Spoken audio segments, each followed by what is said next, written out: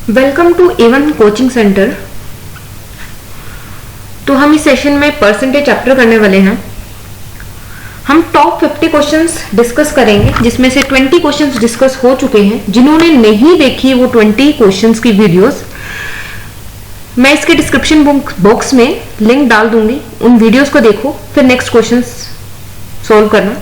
तो आज हम नेक्स्ट 21 से 30 क्वेश्चंस डिस्कस करने वाले हैं। तो लेट्स स्टार्ट द सेशन। तो सबसे पहला क्वेश्चन क्या है कि 80% of a smaller number is 4 less than 40% of a larger number. The sum of larger number is 85 greater than the smaller number. The sum of these two numbers is. इस question को option से भी कर सकते हैं, लेकिन अगर हमारा option by chance last one हुआ तो हमारा बहुत टाइम वेस्ट हो जाएगा। तो हम इसे एज अ स्टेटमेंट जैसे जैसे कह रही है वैसे वैसे हम स्टेप फॉलो करेंगे और सोल्व करेंगे। क्या कह रहे हैं? 80% ऑफ अ स्मॉलर नंबर, 80% का मतलब 4/5 ऑफ स्मॉलर नंबर मान लिया x है। 40% ऑफ अ लार्जर नंबर मतलब 2/5। लार्जर नंबर क्या है? 85 ज्यादा स्मॉलर नंबर से, मतलब x प्लस 85। इन दोनों का डिफरेंस जो है ये मुझे 4 दे रखा है। इसे सॉल्व करूंगी, x की वैल्यू निकल जाएगी। x की वैल्यू 75 है तो y की वैल्यू क्या होगी? 85 ज्यादा है वो स्मॉलर नंबर से 160। इन दोनों का सम ही पूछा था। समझा रही हूँ तो टाइम लग रहा है। ये क्वेश्चन हार्डली 30 या 20 सेकंड्स का ही है, चाहे हम मेथड से करें, ऑप्शन से करने में बल्कि टाइम लगेगा। तो डू बाय मेथड, जैसे जैसे स्टेटमेंट कह रही है वैसे वैसे करते जाओ और सोल्व हो जाएगा। ऐसे क्वेश्चंस में आजकल एग्जामिनर्स इंटरेस्ट दिखा रहे हैं, वो ऐसे क्वेश्चन डाल रहे हैं। तो बस स्टेटमेंट के अकॉर्डिंग फॉलो करो, ऐसे क्वेश्चन तुम्हारे आराम से होंगे। नेक्स्ट क्वेश्चन, इसमें क्या है कि शॉपकीपर ने इंक्रीज कर दिया प्राइस प्रोडक्ट का 25% से, ताकि कस्टमर को डिफिकल्टी हो उस प्रोडक्ट को परचेज करने में रिक्वायर्ड अमाउंट के लिए। 25% से प्राइस बढ़ने की वजह से जो कस्टमर है सिर्फ 70% ही प्रोडक्ट को खरीद पा रहा है। तो पूछ रहे हैं नेट डिफरेंस क्या हुआ एक्सपेंडिचर में है। तो ये वैसा ही क्वेश्चन है जैसे कल डिस्कस किया था, लेकिन ये उसका लेवल 2 है कि price into quantity is equal to expenditure. हम अब तक कर रहे थे, मान लिया प्राइस 100 था, क्वांटिटी 100 थी 3, तो एक्सपेंडिचर क्या होगा? 10,000 होगा। ये चीज जो थी ये थी हमारी सेलर के लिए। तो बायर मतलब कस्टमर के लिए क्या है? प्रोडक्ट का प्राइस 25% से बढ़ गया, मतलब 125 हो गया। क्वांटिटी से वो 70% खरीद पा रहे हैं, मतलब कि 100 का 70% 70। तो एक्सपेंडिचर कितना होगा? 8750। इसका डिफरेंस निकाला, 1250 डिवाइड बाय एक्सपेंडिचर 10,000 इंटू 100, 12.5%। इसका आंसर होगा। बहुत इजी है। अगला क्वेश्चन देखते हैं। ये कह रहा है कि एक एग्जामिनेशन में कैंडिडेट के 30% मार्क्स आए, वो फेल हो गया 30 नंबर से। पासिंग मार्क्स 60% थे, तो कह रहे हैं मैक्सिमम मार्क्स कितने हैं? 30 मार्क्स से फेल हो रहा है, 30% ले रहा है, 60% पासिंग मार्क्स है, तो मतलब 30% मार्क्स से फेल हो रहा है। 30 टोटल मार्क्स जिससे वो फेल हो रहा है डिवाइड बाय 30% इंटू 100। 100 मार्क्स जो थे मैक्सिमम मार्क्स थे। ऐसे क्वेश्चन देखे जाते हैं, लेकिन मेंस में तो नहीं, प्रीलिम्स में ऐसे क्वेश्चन आने के चांसेस हैं। अगला क्वेश्चन देखते हैं। ये क्वेश्चन मेंस में भी देखा जा सकता है, प्रीलिम्स में भी, दोनों में चांस होते हैं इस क्वेश्चन के। कह रहे हैं कि एग्जाम में दीक्षा फेल होगी 16 नंबरों से और पारुल के 12 मार्क्स ज्यादा आ गए पासिंग मार्क्स से। मान लो पासिंग मार्क्स यहाँ पर है, दीक्षा के 16 मार्क्स हैं, पासिंग मार्क्स से कम है, और पारुल के 12 मार्क्स ज्यादा हैं। पारुल के 5% ज्यादा है दीक्षा मार्क्स से, 5% ज्यादा है, लेकिन ज्यादा है कितने? 16 प्लस 12 28 ज्यादा है। इंटू हमें चाहिए किसके? राम का स्कोर। राम का कितने? 90% ले रहा है वो उसी एग्जाम में, इंटू 90 504। अब 8 8 64 4 आ गया। आजकल क्या हो रहा है क्वेश्चंस में, पहले हम सिर्फ यूनिट डिजिट निकालते थे, मल्टीप्लाई करूंगी 8 8 64, 4 देखकर ऑप्शन टिक कर दूंगी। लेकिन आजकल क्या है, यूनिट डिजिट से तो छोड़ो, 10th डिजिट से भी काम नहीं चल रहा है। एग्जामिनर क्वेश्चन के ऑप्शन इस तरह से सेट कर रहा है।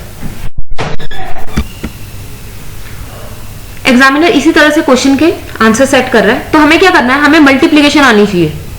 कैसे? 28 को अगर मैंने 18 से मल्टीप्लाई करना है तो 8 8 64 4 6 कैरी लिया। अब इसको क्रॉस मल्टीप्लाई करो, 8 2 16 और 8 16 और 8 इज 20 20 16 और 8 24 24 प्लस 6 30 का 0 3 कैरी गया, 2 1 2 2 प्लस 3 इज 5। तो क्या करना है? सबसे पहले इन दोनों को मल्टीप्लाई करना है, फिर क्रॉस मल्टीप्लाई करना है, फिर इस डायरेक्शन में जाना है।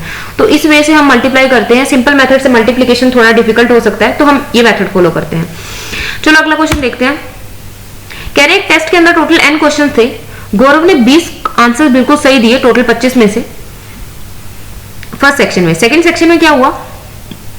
उसने 60% सही दिए, 60% क्वेश्चन सही अटेम्प्ट किए, उसका स्कोर टोटल रहा 66.66% टेस्ट में। अगर सारे के सारे क्वेश्चन के इक्वल मार्क्स हैं और कोई नेगेटिव मार्किंग नहीं है तो पूछ रहे हैं टोटल क्वेश्चंस कितने टेस्ट में। बाय मेथड जाएंगे, क्या करेंगे, 20 उसने दिए टोटल 25 में से, सेकंड सेक्शन में उसने 60% करेक्ट किए। 60% करेक्ट का मतलब क्या है, 3/5, 3x करेक्ट दिए टोटल 5x में से, तो उसका स्कोर बना 66.66 का मतलब होता है 2/3।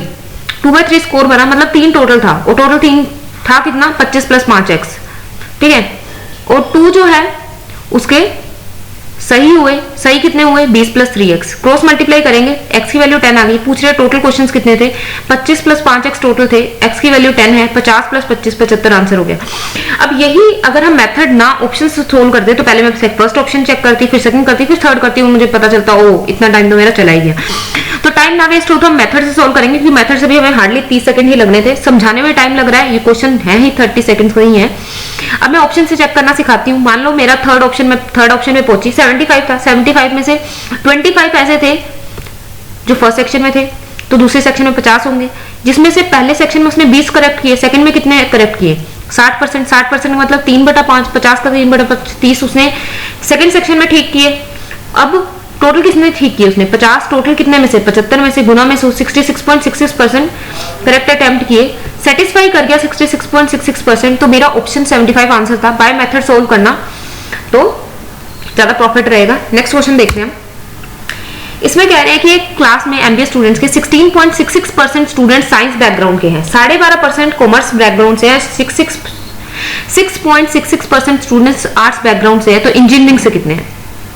तो इंजीनियरिंग के मिनिमम पॉसिबल स्टूडेंट्स कितने हो सकते हैं, साइंस से 16.66 मतलब 1/6, कॉमर्स से 12.5 मतलब 1/8, और आर्ट से 6.66 का मतलब 1/15 है। एलसीएम लेंगे 120, सोल्व करेंगे एलसीएम लेके, 6 का 1/6 120, तो 6 का 120 20, 8 का 120 15, 15 का 120 8, इनको ऐड करेंगे तो 43 जो थे वो साइंस कॉमर्स और आर्ट्स से थे, 120 टोटल थे, 120 में से 43 गए, 77 ऐसे थे जो इंजीनियरिंग से थे। Option second is the answer. अगला क्वेश्चन देखते हैं, बहुत इजी है ऐसे क्वेश्चन जो मैं करवाने जा रही हूँ। कह रहे 200 लीटर मिक्सचर मिल्क और वाटर का था, जिसमें 90% मिल्क था, कितना पानी ऐड करूं कि मिल्क का कंटेंट 60% हो जाए। बहुत इजी है, कह रहे हैं मिल्क 90% है, मतलब 9 अगर मिल्क है तो 1 वाटर होगा, और कितना पानी ऐड करूं कि मिल्क 60% हो जाए। 60% का मतलब 3 मिल्क हो जाए, टोटल 5 में से मतलब 2 वाटर हो जाएगा, 3 मिल्क 2 वाटर। पानी ऐड करना है तो मिल्क तो सेम रहना चाहिए था, ऊपर मिल्क 9 है नीचे 3 है, तो कैसे काम चलेगा, नीचे भी हमें 9 बनाना पड़ेगा, तो नीचे वाले को मैंने 3 से मल्टीप्लाई किया, या 9 और 1 रहेगा, यहाँ 3 से मल्टीप्लाई किया, 3 3 9, यहाँ भी 3 से मल्टीप्लाई होगा 6। अब क्या है, 200 लीटर मिक्सचर था, 200 वैल्यू किसकी है, मिक्सचर कितना था ओरिजिनल, 9 + 1 10 था, इंटू मैंने कितना पानी ऐड किया, पहले 1 था अब 6 हो गया, 5 ऐड किया, इंटू 5, तो 100 लीटर आंसर हो जाएगा। इजी क्वेश्चन है, इसे हम रेशियो से इस तरह से रेशियो को इक्वल करके करेंगे तो बहुत इजीली ये क्वेश्चन 10 सेकंड्स में हो जाता है। अगला क्वेश्चन करते हैं, ये क्या कह रहे हैं कि फ्रेश ग्रेप में 90% वाटर है by weight, while dried grapes में 20% वाटर है by weight, what is the weight of the grapes obtained from 120 kg fresh grapes. Fresh grape में 90% वाटर है, 90% वाटर का मतलब 9 वाटर है, 1 पल्प है। ड्राइड ग्रेप्स में 20% वाटर है, 20% वाटर का मतलब है 1 वाटर है, टोटल 5 में से मतलब 4 पल्प है।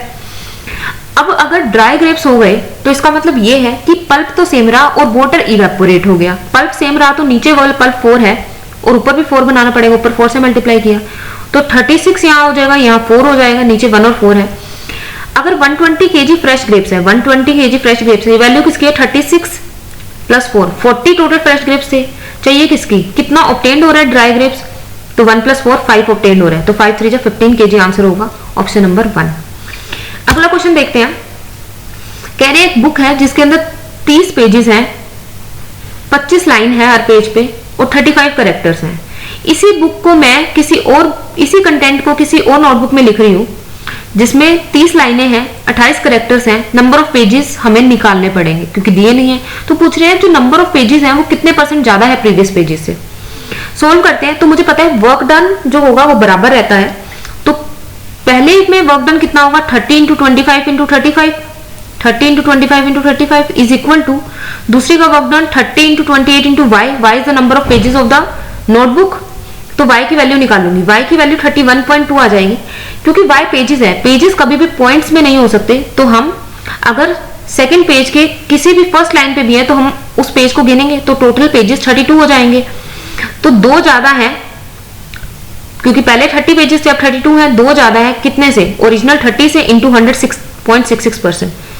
इसी क्वेश्चन को तुम सोल्व करके देखना और पेजेस लेना 31.2 और सोल्व करना, तो तुम देखोगे आंसर 4.16 आएगा। एग्जामिनर क्या करता है, हमें 4.16 देता है ऑप्शन में, और 50% बच्चे ऐसे होंगे जो 4.16 टिक करके आएंगे, क्योंकि उनको पता ही नहीं होता कि पेजेस पॉइंटों में नहीं हो सकते, पेजेस को हम राउंड ऑफ करेंगे। तो इस चीज का ध्यान रखना, हमने किसी भी ट्रैप में नहीं फंसना एग्जामिनर के, और सारे क्वेश्चंस के आंसर्स बिल्कुल सही अटेम्प्ट कर रहे हैं। चलो अगला क्वेश्चन देखते हैं। इसमें क्या है कि what is the percentage change in the result when we add 50 to a certain number x instead of subtracting 50 from the same number x। अब मैंने 50 ऐड कर दिया, x प्लस 50 हो गया। इंस्टेड मैंने सब्ट्रैक्ट करना था, x माइनस 50 हो जाता। तो परसेंटेज चेंज क्या होता है, x plus 50 minus x minus 50 divide by original value x into 100। ये फॉर्मूला मैंने कल बताया था, change in value divide by original value into 100। जब मैं इसे सॉल्व कर रही हूँ तो मेरे को पता चल रहा है 100 बाय x इंटू x आ रहा है, तो मतलब वैल्यू x पे डिपेंड कर रही है। अगर वैल्यू x पे डिपेंड कर रही है, इसका मतलब ये है कि हम डिटरमाइन ही नहीं कर सकते इस चीज को। एग्जाम्पल से समझते हैं कि मान लो 150 नंबर था, अब मैंने 50 ज्यादा लिख लिया, मतलब 200 लिख लिया। इंस्टेड मैंने 50 कम लिखना था, 100 divide by original value into 100, तो ये आ जाता 150। इसी तरह से अगर x की वैल्यू 200 होती तो नीचे 200 आता। तो इस तरह से हमें पता चल रहा है ये x पे डिपेंड कर रहा है। एग्जाम में तुम इसे एग्जाम्पल से देखने ना लग जाना कि किस तरह से है, बस हमने यही तक करना है और देखना है कि x पे डिपेंड कर रही है तो हम परसेंटेज चेंज नहीं निकाल सकते, कैन नॉट डिटरमाइन आंसर होगा। तो आज के लिए सिर्फ इतना ही। अगर वीडियो पसंद आए तो लाइक करना, do subscribe my channel. Thanks for watching.